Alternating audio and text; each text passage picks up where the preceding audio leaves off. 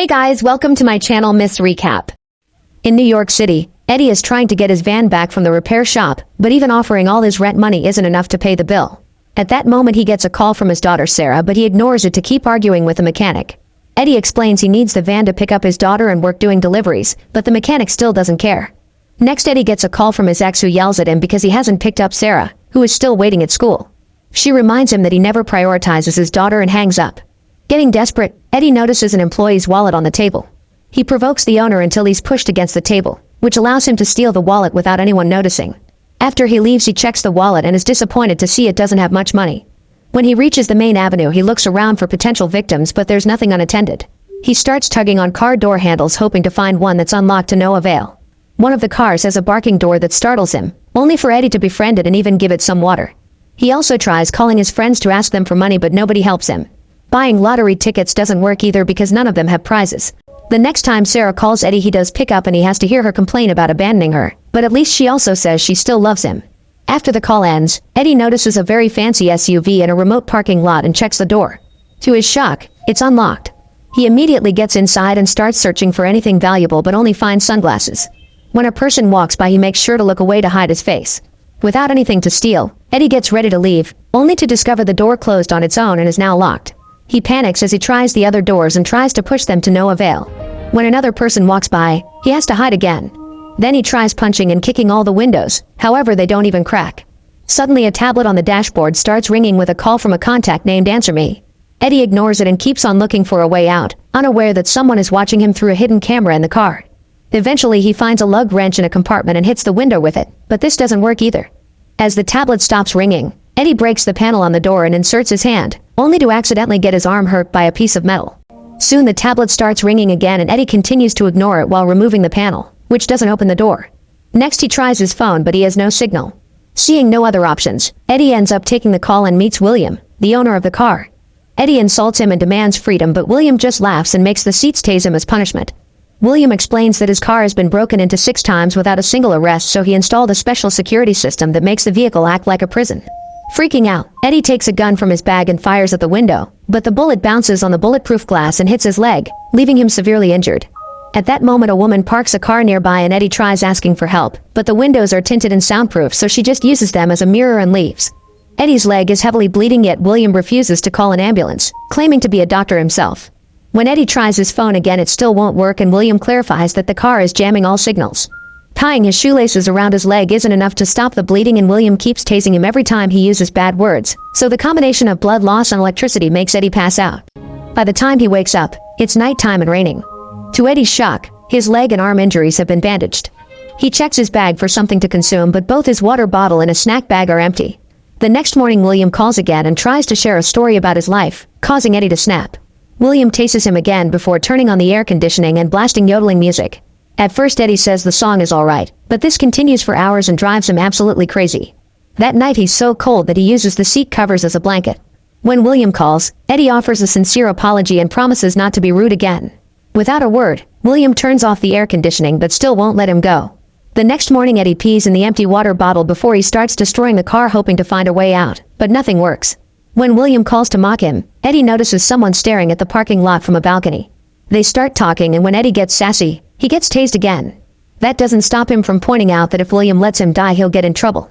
Eddie explains he never killed anybody and his gun is only for protection. However, William doesn't care and thinks the cops are useless morons, so he won't get caught. William also shares that he has cancer and only 4 months to live. That's why he wants to make a difference. Since the system obviously doesn't work, it's up to him to find justice.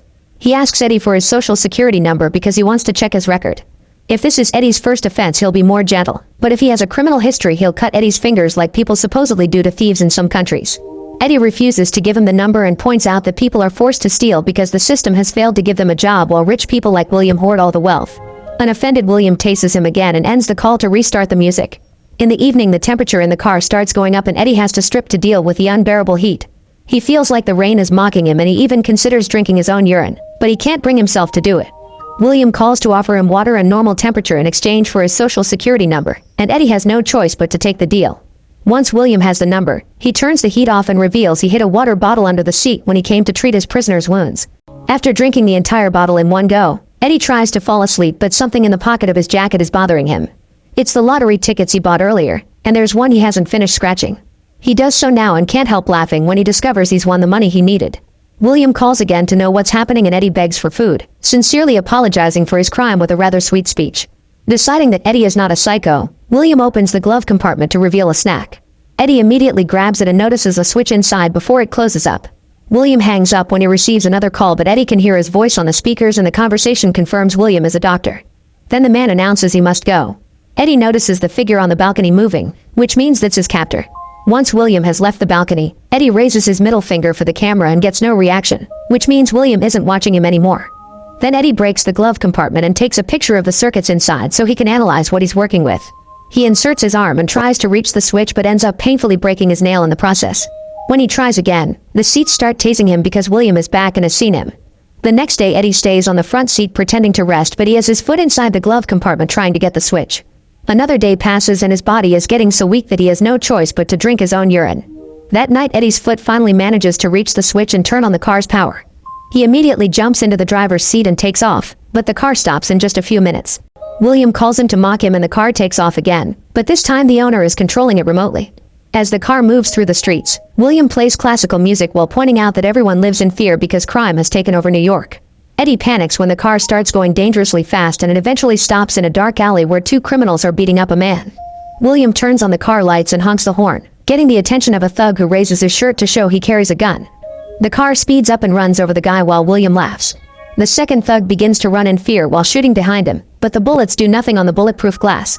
A chase ensues and the criminal makes a sudden turn to try to lose the car, only to find the street blocked by a gate. William makes the car go faster and slams it against the gate to hit the man. When the thug tries to stand up, the car keeps on pushing until the guy is severely hurt and bleeding. After lots of yelling, Eddie convinces William to stop and the car moves back. However, William is just mocking him and he moves it again to crush the guy's skull. A furious Eddie starts to yell all kinds of bad words, so William plays loud music while sending the car through the streets again. It's going very fast and barely manages to dodge other incoming vehicles. It enters a parking building and goes up the ramps very quickly until it reaches the roof, where it moves even faster to shake Eddie. He freaks out when he sees the car approach the edge, but it stops at the last second, causing Eddie to hit his head and pass out. In the morning, Eddie wakes up in the car, which is still moving through the city. William reveals he visited Eddie's family and even took Sarah to school by pretending he works for a non-profit organization. While William scolds Eddie for owing his ex-alimony money, the car stops in front of the school and Eddie is horrified to see Sarah coming out. She goes home alone and the car starts following her to the point it passes right next to her as if trying to kill her. Sarah sees the car coming after her again and tries to go faster on her scooter while Eddie cries as he apologizes with all the kind words he knows. This isn't enough for William, who makes the car go faster. Desperate to stop this, Eddie grabs his gun and tries to self-delete, but it doesn't have any bullets. William makes the car dodge Sarah just in time and explains he took the bullets when he stitched Eddie up. The rest of the day Eddie stays silent while William continues to rant against the system. When night falls, Eddie finally snaps. He rips out all the cameras and kicks the tablet until it breaks. The car won't stop, so Eddie looks at pictures of Sarah on his phone and records a heartfelt message for her, apologizing for not being a good father. Unfortunately, he can't send it because the signal is still jammed by the car. Moments later, the vehicle stops at a different parking lot and William lowers the window to say hi. Eddie freaks out and tries to attack, but William keeps on tasing him until he calms down. After spraying some perfume to deal with the stink of Eddie's poop, William hands him some zip ties and tells him to bind his wrist. At first Eddie refuses, but he has to obey after William shocks him again. Once Eddie's hands are tied to a hook in the car, William gets in and leaves a bag in the back seat. After putting the bullets back into the gun, William allows Eddie to have a cigarette and drops some gummy bears for him to eat. Then he turns on the classical music and takes off. During the trip, Eddie keeps asking questions about William's daughter, causing him to stop the car multiple times just to make Eddie hit his head on the dashboard. William goes on a rant about the new generation and reveals that his daughter was killed by some thieves who tried to steal his car. He even puts his gun on Eddie's head as they start arguing about what justice means. While all this happens, Eddie keeps his foot inside the glove compartment until he manages to press the switch, turning off the power. The car loses control and falls off the edge of a cliff, causing Eddie to break his nose on the dashboard. William accidentally fires the gun and the bullet bounces off a few windows before it hits him from behind. After rolling down the cliff, the car stops near a river and both men fall unconscious. In the morning, the phone sends the message because the jamming system isn't working anymore. Eddie wakes up first and starts struggling with the zip ties. He manages to break free at the same time that William awakens and a fight ensues. With all his accumulated fury, Eddie beats William up and gets the gun ready to shoot, but at that moment his phone starts ringing with a call from Sarah. William tells him to answer it and Eddie hears Sarah say she's very worried because she heard his message. Eddie assures her he's fine and promises to pick her up later. Suddenly the car engine catches on fire and Eddie asks William to open the doors. However, William says it was fun and dies. Then Eddie checks William's bag and finds a hammer, which is strong enough to finally break a window. Eddie manages to get out of the car right before the flames reach the rest of the vehicle. He walks away with his winning lottery ticket, leaving William's body to burn. When he reaches the road, a driver sees him bleeding and immediately offers him a ride. Moments later, Eddie goes to pick up the van, but the mechanic is still finishing the repairs. Not wanting to arrive late, Eddie decides to sell it to him instead and gets a bicycle that he rides to school. He reunites with Sarah with a very tight hug. The movie ends here. Thanks for watching. Make sure you subscribe and turn on notification so you can watch more videos like this.